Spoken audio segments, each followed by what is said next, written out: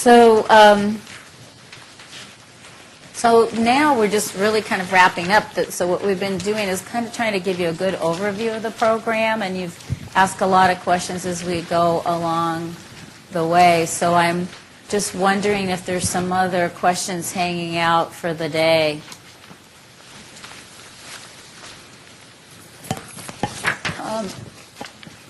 Yes, here we go. Sorry, she's first. She started, and then you. Hold on. So I was just wondering, we were talking about the way you were having the support surrounding the mentor-mentee relationship, and if you heard that somebody was in a job situation and trying to pull all the resources together. But then, is there a confidentiality issue with the mentor-mentee? I mean, how do you handle that? Good question. So in that situation, you know, the mentors are very clear with confidentiality. What they are required to report to us is if, you know, there's danger to self, danger to others. And then with their mentees' permission, they can let us know if some things come up. So when that mentor noticed the stress, they talked about it, and he said, hey, this sounds difficult. Can I get your staff to call? Have you talked to your staff? Would you want them to call you? And so that's how we did that. So. And in the training, we do talk to them about confidentiality and why that's important and how they feel about having it themselves, so they can kind of make the connection that somebody else would want to have that as well. Right, and the mentors are really careful about that, to ask for permission. And, you know, even in cases where maybe they've just heard their mentee say, well, you know, I emailed my staff person last week, you know, it gives them an opportunity to say, well, did you hear back? You know, kind of helping facilitate that connection and support for them. But they will always ask permission before they do that. Okay, good. Thank you. Okay, and now this lady and then this gentleman. Yes, I just want to ask, at my SIL we have support groups, like a stroke support group. Mm-hmm. Is that different than a mentor support group? So, are they the same thing? Are they different? Tomorrow we're going to talk more about what our mentor group is like. Okay. And then you can help answer that question for us. Okay. Because all support groups are run differently. Mm-hmm. You know, Doug doesn't, that support group doesn't want anybody making any rules. Mm-hmm. I led a women's support group for a while that was very specific, the format that we used. And they knew that was the format for that particular women's group that we did. Mm-hmm. I lead another women's group now, and it has a particular format, and it's not for everybody, and I'm real upfront what it is. And but it's not a mentor. No, it's not a mentor program. Okay. So, you know, that as you learn about this, you get to decide, do you want to call it that or not? Because we've got somebody else here who's thinking, hey, I've got a support group that could turn into a mentor group. Mm-hmm. So, but remember, the mentor group are peer mentors because they went through the orientation training to be peer mentors, and once they get done, some of them choose to not do one-on-one and would rather do the group. And I think you're going to talk about the history, how the group got going, right, why we started the group. So at different times, we have had a mentoring group that brought mentors and mentees together to problem solve, and this group has evolved about 4 different times, 4 different ways, this particular group that we're working with right now. Okay. So hold that thought and keep asking those questions. That's great, yeah. Just a Great moment. question. There's a gentleman, and then I'll come back to you, Kathy. Okay, I actually have 2 questions. You can only have one. Okay. I'll blend them. Put it all together, great. How long does a mentee usually stay in the program? What's the average time that a mentee actually That's is a really there? good question. We have an answer to that, but it doesn't mean anything. Yeah, you know, because it is so individual, you know, based on what their goals are. Even sometimes it changes. I have somebody come in for, you know, something simple, and I think, oh, this will be a short match, and as they're working, you know, we discover other things. So typically on average,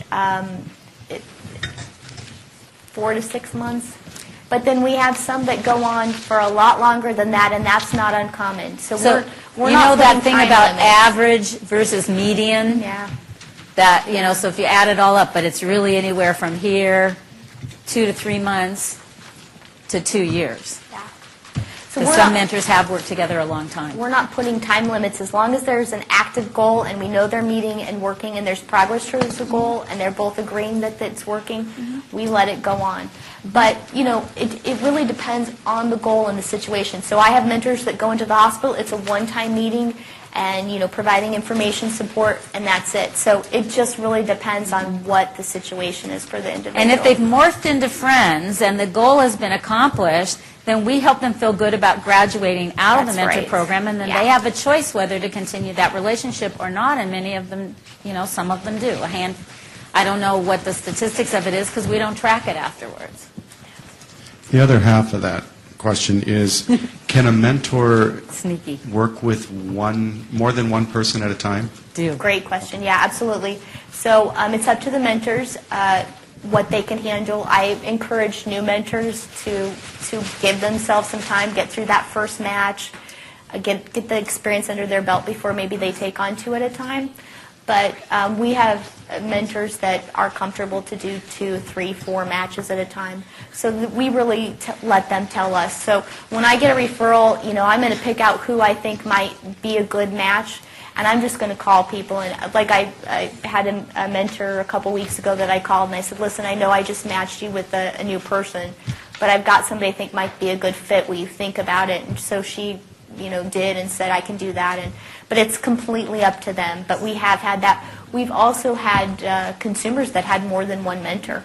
Different goals, different needs. Yeah. So some of my mentors would not touch budgeting ever. But, so if one of their mentees has that come up, we'll pull another mentor in to do that piece while they keep working on, something else. So, and like with budgeting, I want to point out, so meanwhile, the IL staff is providing classes on budgeting, but this is somebody's needing someone over time to practice the skills they're learning with support.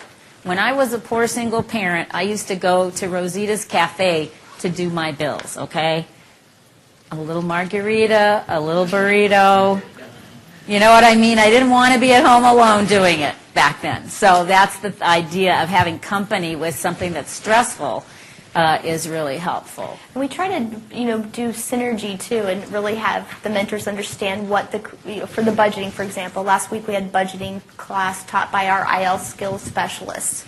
They have a curriculum that they use and materials they like. So the mentor, we're getting ready to match him with somebody who has a budgeting goal. So he went in and sat in that class. So he would be aware of what his mentee had been working on, what paperwork, what forms, that kind of thing, what practice examples. So he can just kind of step in and continue supporting what's already been done with that Is he an person. accountant? No. No. He's somebody who's not afraid of numbers. Yeah. And it's usually basic budgeting stuff. Yeah, it's basic things. I mean, most of our mentees don't have much money to budget. That's the bigger problem. It's the stress of not having much money.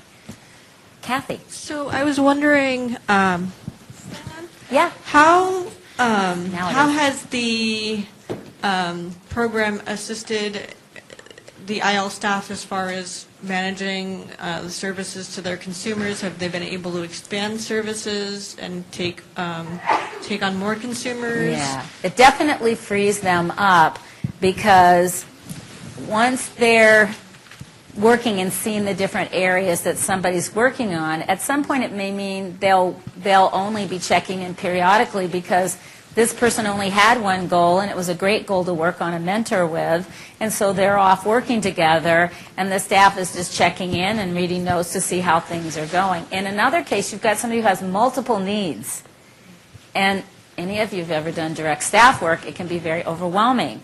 So with that person, there may be something very specific, like learning how to use transportation while they're trying to get them out of the nursing home and do other things. So that's the person that goes on trips on the bus with them while the staff is working through on some of these other issues. So it helps them move through and provide some things that maybe they don't have the same skills or are not the right sex, or gender, I keep saying sex, the right gender. We've had those issues where somebody really wanted to work with a female. We only have a male in that area, and so a way to help her with some of those issues she felt she needed support from a female is then to have her working with a mentor. So it gives you more variety, like I said, with all those demographic things, skills, knowledge, experience.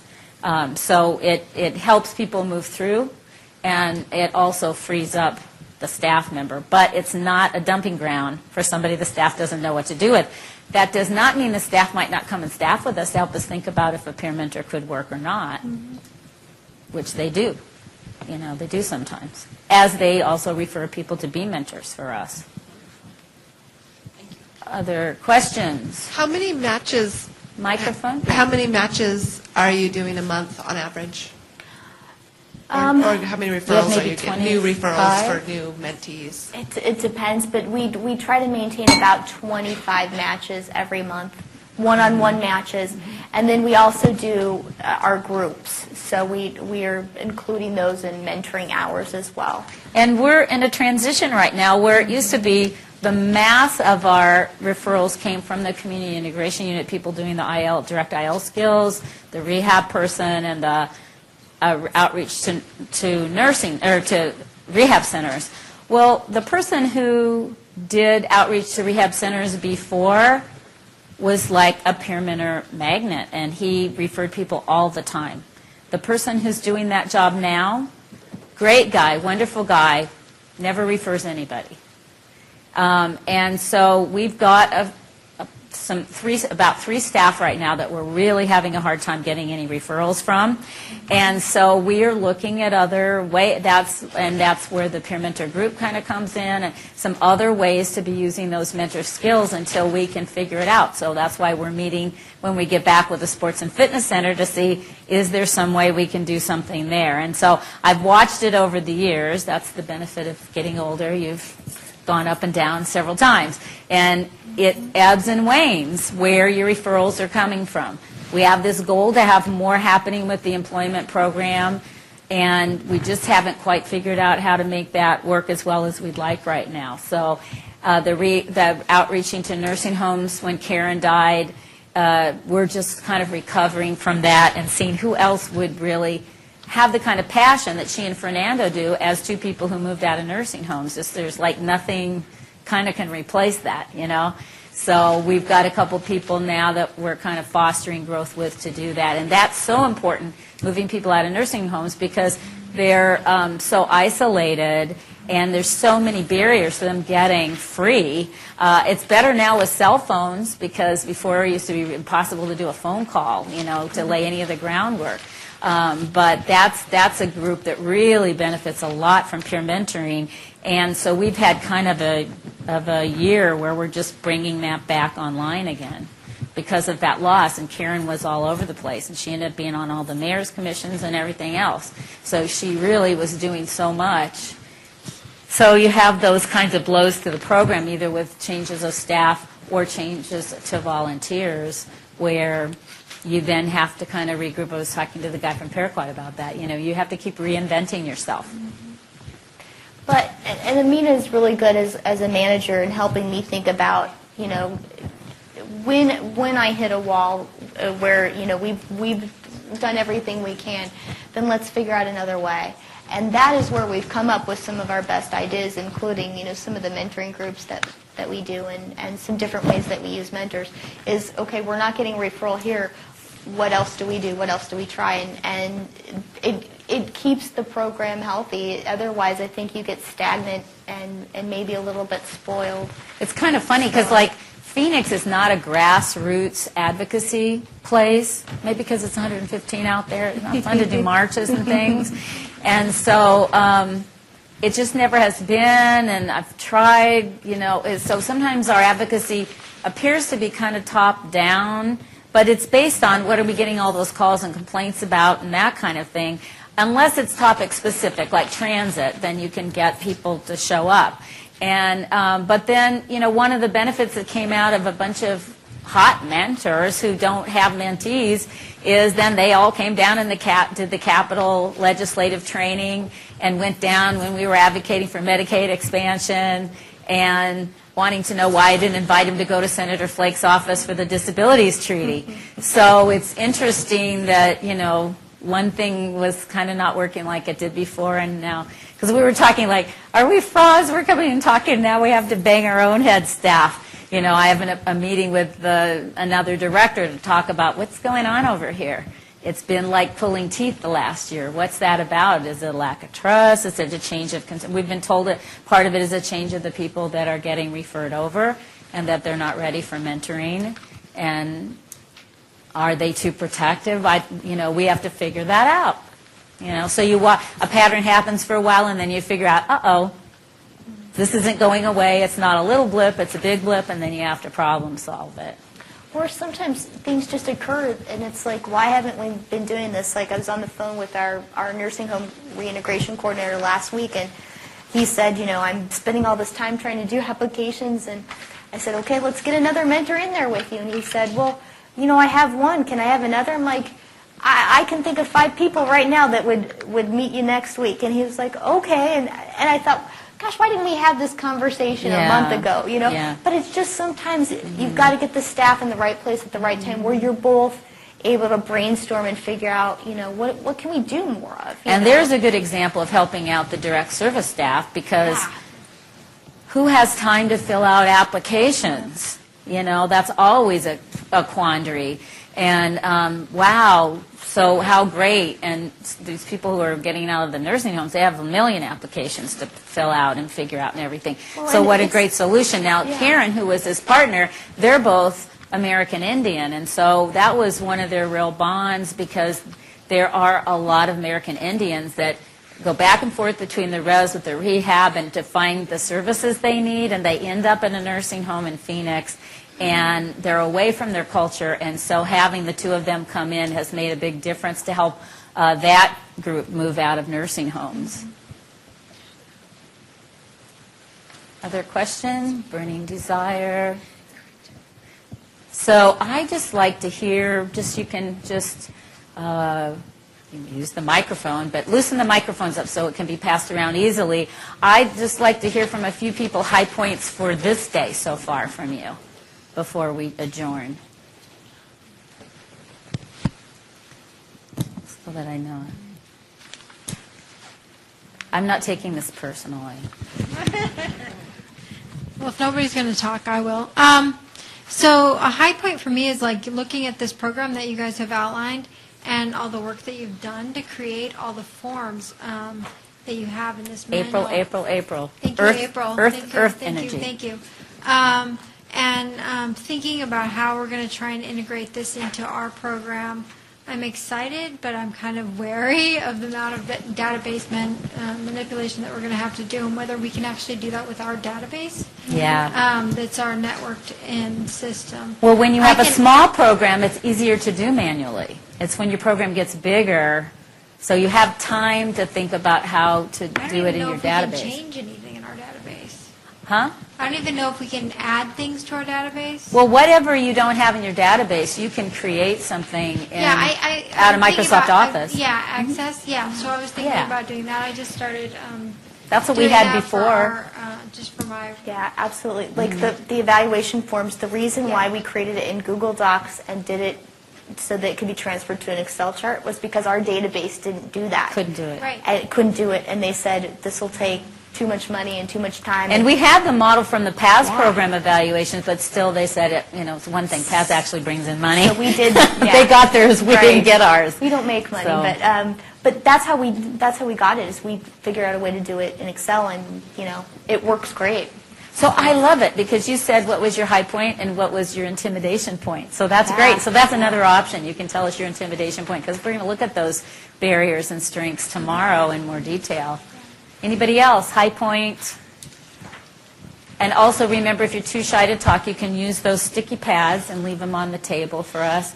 Anybody else going to tell me what your high point for day is, so I know? Yes, this is Jess. I think part of being an independent living center is really trying to figure out not to be about just services, right? And how do you really be about the people? And I really have to commend you, because I've worked in other independent living centers, and they all have a different way of doing peer counseling. Yeah, I foresee this to being something that provides a very stable influx of people coming in, and it really being about the people again, which is where I really think independent living needs to be. And it's also intimidating because it's a full-time job. Yeah, because look at how much she's doing. It's true. It is, and it's as a center, how do you find those people?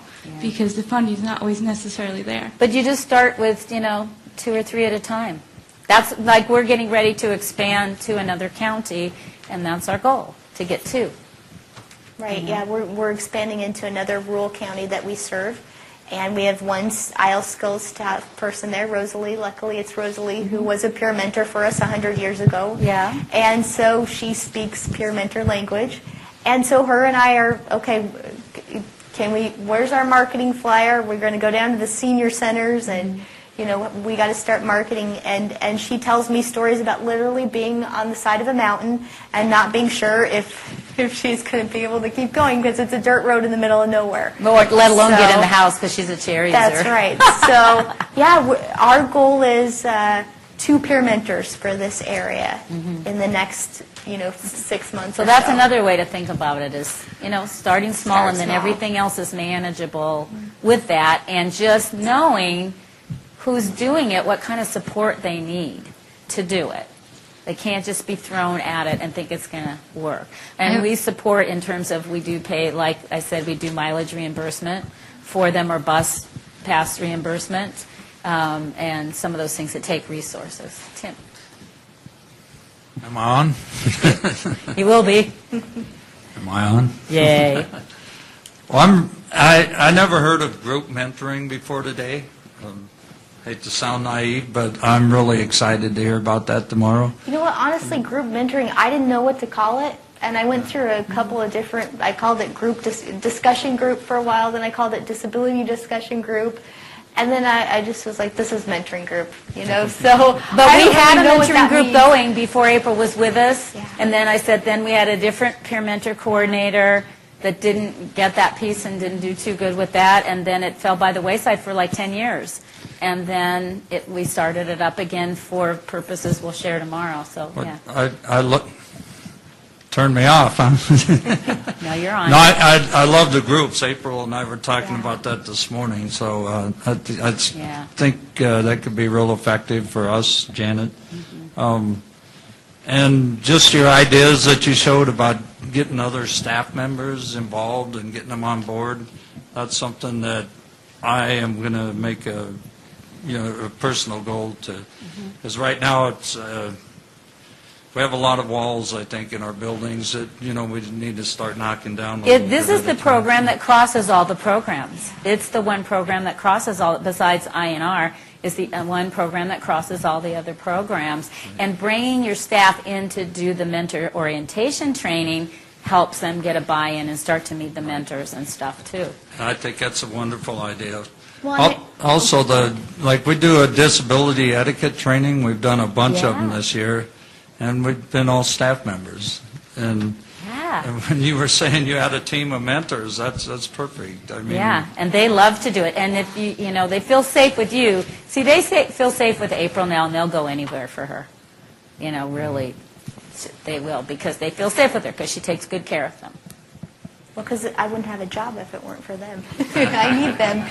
I need them to stay. And she knows her place. If you were going to build a program from the ground up like I'm basically going to be doing, would you start with, where would you begin? Would you start building your mentors first, or no, advertising for what? Okay. Okay. Perfect question. I love this question. If you take the online class with me, I'd probably say this every day of the online class for 3 weeks. Start with the policies. Start with your procedures. Start with your forms, your rules and guidelines. Who are we looking for? Who do we want? Because if you don't have that written down and outlined, that's why we give you all of the forms in our training manual. You can copy and adapt as you want. But if you don't know what you're looking for, if you haven't outlined where you want to go, you want to do that first, because a lot of times we make mistakes because we miss a piece. Maybe we've got the training, but we didn't think about crisis intervention. So start with the forms and policies. The other thing is sometimes we skip to recruitment. The very first thing somebody's going to ask you is, well, what do I do if this happens? Or, how many hours do I work with somebody? So you can't answer those questions unless you've outlined what your program's Yeah, going to you look heard all like. the questions that came out. It's always the part where people get really nervous about, can it work, and are we going to get sued, and will somebody get hurt? So those are always comes up. When you came into this program, did you have some of these forms and then you updated them? Yeah, we did. We had forms and things in different formats, but we've updated, and we kind of take a look at the forms pretty regularly. We make changes. Even like I have some key times in my calendar where I block off to look at different things. But yeah, when I came over, we had some forms, and then we just did a lot of updating. We're constantly doing that. And the example of all the forms are in Yeah, here? almost all of our forms are in there, yeah. So our applications that we use, feel free to edit those as you like. But I know we were talking about earlier when we were talking about, how do we get staff and to understand, sending out an email to kind of say, hey, is anybody interested? And I definitely experienced that when I took over the program. And so what I really, I'd done the emails and stuff and not getting a lot of response. And so then I was like, well, I got to get it in with people. And that's what I did, and really sitting down with the staff and talking about, what do you need? This is what we're envisioning. Do you like this form we're using? And so it really helped with buy-in because they felt like they were giving input and really helping reform and create the program versus us just saying, hey, refer mentors. Now, did you do that a one-on-one with staff? I or did did you do that one-on-one. Okay. Yeah. She can go to the staff meeting, but ultimately she's do got that to go to one-on-one. Like this Okay. guy that is so fabulous that goes to the, at some point she'll crack him, that goes out to the rehab center. Well, thank you. That's been real One-on-one. helpful. And you start to ask, like, they'll start to tell you who they think would be good to be first mentors. Or they'll start to say, I have somebody who's so great, I wish we did have a mentor, kind of a thing. Well, and as a coordinator, if you can get with the staff, you can hear them when they're talking about what is their fear, why aren't they referring. Like I remember a lady when I first took over the program, Paula. When I went and met with her, what she was afraid of was my people won't be safe. I want them to have a good experience. She got people out of nursing homes. They're in the nursing home. They can't handle a failure or a disappointing event. And so, Paula, I said, come to the group. I was trying Little to get... preview. Paula made us go out and do a group in another place close to her nursing homes. Yeah. And where she could, that was their first outing, was to come to that group. And I'd say, come co-facilitate with me, and, then she slowly got on board. And the way I knew I got her was when she started, she's like, I'll bring soda for the next group. And she would lug in she had a heart condition, she shouldn't have been doing this. She would lug in cases of soda and store those in her office to make sure that the people that came in had soda when they came in. And I'd bring the pizza. Yeah, she wanted little snacks because, this was a big event for them to get out. It was one of their first outings. And, you're reminding me about Paula and making me think about, one of the other reasons we're having trouble getting people from this other unit, direct unit, is because over the last 2 years, they've developed an independent living council and try to talk to anybody at our agencies about what's the difference between the independent living council and the mentoring group, and some of the people are the same, but they were people that they started having meetings to talk about the center, to teach them about independent living centers and the history and skills, who were consumers coming in for IL skills, and then to start making ideas about programs and fostering their creativity. And so they've got that going while we've got this peer mentor program going. And so a lot of their energy has been going into developing this council, quite frankly, several of whom have become peer mentors now, and community advocates and stuff. So it's always messy, always messy. Just always what I hold out as an administrator is to everybody who gets frustrated is the only reason it's hard is because everybody cares so much about what their job is and they are so busy with their job. So it's not that the program isn't good. It's not that they're just jerks. That's really why it's so hard to get this interaction. And we're a big enough center now, but this problem has been since we were only CI and PAS unit. It's always been the same kind of problem. Why? Because people are so dedicated to what they're doing, it's hard for them to think about what else is going on. And she's got a really hard job to go to all these different units and help them integrate. And the sports center is turning out to be another place like that will get everybody messed up. But I'll tell you, our staff was resentful about the sports center in the beginning because they could never come to our agency meetings because they have to be there. It's a teeny staff covering the whole thing every hour it's open, and so they couldn't get to know each other, and it was causing us to have some financial stress because during the recession we opened it. So, I mean, that kind of stuff happens. But it's always because people care so much about what they're doing. And so that's kind of my job, is to hold that out for everybody as we try to work through it. Yes? Have you considered having a mentor program for youth under 18? You said they're all over 18. We have considered it. We haven't done it yet. That's all I can say about that right now. There was one point at which our board had decided we could not do it for liability reasons. But, you know, there's just a lot of noise about that right now. And so I see that starting to change. Our DD grant just changed that we can finally start working with people 16. So right now, the one thing that we're doing with youth is going out to the special ed classes to do the presentations. And that's the one thing so far we're doing. But there is another group that has worked with youth mentoring. That's the Southwest Institute for Youth and Family. And so they have some experience in doing that. And he went through our peer mentor program, the guy running that program. And we did their training for peer mentoring. So there is something happening, and we just had a youth, one of those youth, the youth leadership training thing that some of the Silks are promoting, which was fabulous. And some of our mentors went and were volunteers and went through that whole training with the youth. So you guys do have a youth program there at your center? We have a youth transitions program, yes, and it works with youth 14 to 22.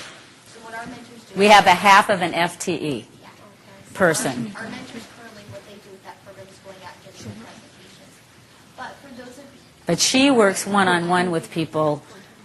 She goes to the classes, and she also sometimes goes to their IEPs and things like that.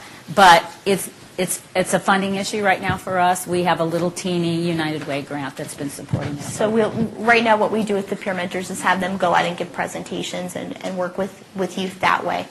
But for those of you who are interested in youth and what's going on nationally, we have included some stuff tomorrow afternoon to give you some research and kind of the latest about social media and what some other national youth programs are doing and some of the good things and some of the interesting things that are happening there. So we will have that. I'm projecting.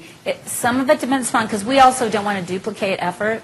And so we've done a lot to support Southwest Institute and what they've been doing. And so, but we'll be moving into that area because we have a Promise Grant coming on. So there'll be some changes. I have a second question. I was wondering about, I'm assuming mentors do home visits, and have there been any problems with home visits in terms of liability? And actually, the mentors don't do home visits. Typically, we ask them to meet with somebody in the community, at a library, at the ABIL office. And for example, we might have somebody that's in an apartment, but they have a rec room. So they'll meet in the rec room or something like that. Group home, they can go into the group home. They'll meet with somebody in the common areas. Same thing with the nursing home. So we tried to have, in the past, in the olden days, we did that. But we've kind of moved away from that just because of liability. And really what convinced us to do that is we did talk about surveys and evaluation. We did surveys with our mentors and mentees and asked them. And then we went back and looked at, there was a place in our form where we asked people where they wanted to meet. And we pulled that data and found that the majority of our mentors and mentees were asking to meet in public places anyway. And so that really moved us to go ahead and have that. Yeah, unless on a rare occasion it's something about the home that they want to be working on for a little bit. It's good for the mentee to be out of their home and doing something somewhere else. Yeah, so we recently made an exception because we had a mentee with low vision, and what the mentor was there to do was help them orient their office. And so, of course, the mentor had to be there. Mm-hmm. But I gave special permission for that, and we knew what was going on. And it was female to female, and they both felt comfortable with it and were willing to proceed that way. So I just want to kind of tag on to your original question, which is I'm the youth advocate for my program at SCRS, and one of the things that I had thought about was having a peer mentorship program for my youth program. But I'm kind of curious, you said that your board worried about that regarding liability issues. What were some of the reasons that they were? I can't tell you. Okay. I just can't tell you. And that board is not the board we have currently. And I'm pretty sure that the board that we have currently wouldn't feel that way, because the chair of our board used to run Raising Special Kids, the Parent Training and Education Center. And we've done cross-writing grants for each other and programs for years. But right now, you also have to ask yourself, do you have the resource? So right now, we have a goal of growing the program in a new county. And so that's the other piece, is you have to ask yourself and grow by increments, one thing at a time. And as you can see, April's very methodical. When we started the peer mentor program, we did not have all those forms and policies and procedures in line, and we got them one by one when we knew we needed them. You know what I mean?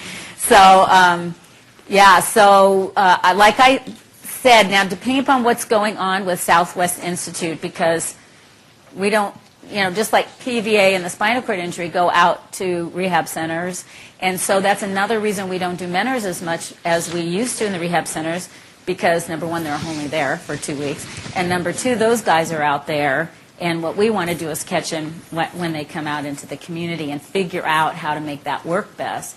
So I foresee us doing more in this area with youth in the near future, like within the next 3 or 4 years, something will be going. But this last strategic plan, that was not on the plan yet. It was to grow the program in the rural areas that have nothing.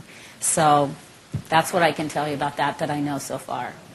Right, and again, knowing that we wouldn't have much to say about youth, that's why we've added in some pieces to give you some good information about what's going on nationally and what are some of the big programs, so you'll still get some ideas about what's the current state of mentoring.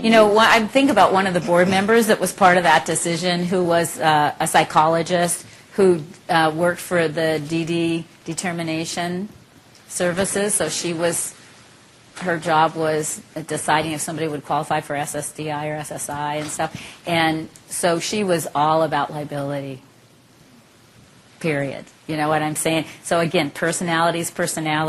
The board we have today, I don't think they'd think twice about it if we decided to do it. So come tomorrow, when somebody comes to April, it's possible by, this time next year we'll have 3 youth mentors. I don't know.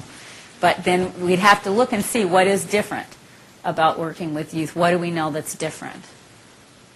And actually, we'll give you some good examples, because there are some interesting things that some programs do when they're specifically working with youth, and we'll talk more about that tomorrow. But there's some very strategic things that they do with their policies that's different when you're working with adults. And one resource, Daryl Christensen, who's the community integration manager, he's on the ABIL board. He may come in and say hi on Wednesday. He's coming in sometime on Thursday. He's coming on tomorrow. It's Wednesday, right? So he may come say hi. He worked in Minnesota 15 years ago, and they were working with youth in transition and doing mentoring things with them in Minnesota 15 years ago. So we're not the be-all, end-all. We're just committed. That's my disclosure. Yeah. When you guys try to address what are typically known as underserved populations, I'm trying to come up with some brainstorming techniques and ways that I can reach out to these underserved populations, particularly for our SPIL, for our state plan. Yeah. They had sort of cited us on people with disabilities in the LGBTQ range, paroled inmates, people who were formerly convicted of crimes, individuals with HIV, people who are Hispanic or Asian, or people from a background that is typically not African American or white. And these are things in the St. Louis area that really need to be addressed. But I'm trying to make sure that that I have a good viewpoint coming in on ways that I can pull people in without seeming affrontive. Like I'm like a white guy. Yeah, exactly. Regardless if I'm sitting or standing or whatever. I still don't want to come in Sandra Bullocking it or anything. Yeah, the first thing I would say is relationship. You got to have personal relationships yourself, right, to model that for your staff, and then to build the relationships to build your programs in that way. Well, and I think, too, it comes back to your recruitment. If you want a diverse mentor list, then you have to be mindful and really target diversity. When we did our brochure, I was really proud that our Lauren, our PR guy, told me, he said, well, April, this is the one time he said, this is the brochure that does not need a white man in it. He said, we've got every diversity we could need in the shots that we took, and I was really proud of that because, we have made an effort to have a diverse group of peer mentors and not be locked into something, and sometimes that's how you recruit. So if you're not, you've got to target what you want.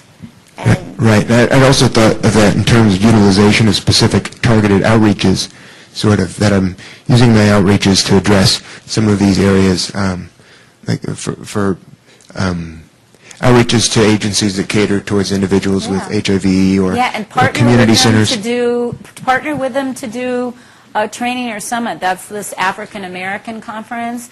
When I first heard about it, quite frankly, I kind of poo-pooed it. I mean, that's interesting. We had people come all the way from California. The NAACP got excited about it. The Urban League got excited about it. And sometimes we're still disappointed that more consumers aren't coming than service providers that are serving those communities. But it is a good, healthy mix happening, because we would be fine if it was only the consumers that were coming. So we are partnering with Area Agency on Aging, which I think that's very curious, but I know why. It's because they have a staff person that belongs to that constituency is doing a LGBTQ. They started out small, with a little summit and bigger, and now I've said this is the anniversary of the ADA, and I want to have big parties for all constituencies, one at a time, celebrating the 25th anniversary of the ADA. Because, again, Arizona is not where you do a march on July 26th. So I'm like, let's partner with them. So first we went, then we got invited to help, and now we're going to be full-blown partners to create that. Well, then that's how that community gets to know more about you, and they think to refer people to you, that kind of thing. So it's always a challenge to reach out of your comfort zone. It helps if you have staff also already that are from various communities that, have their burning passions that they can bring in those communities for you too. And if not, then you got to go develop a personal relationship. Start, in that way. That's what I think. And other people may have other things to share about it, because it is always a challenge to step out of your comfort zone. Fernando, because Fernando and Rosalie are American Indian, it changed completely the mix of who we serve in the valley. And we've been a real key partner to help them put on an annual summit. This must be about the 6th annual summit now, American Indian across different tribes, disability summit, that has been very well received. I think our time is pretty much up.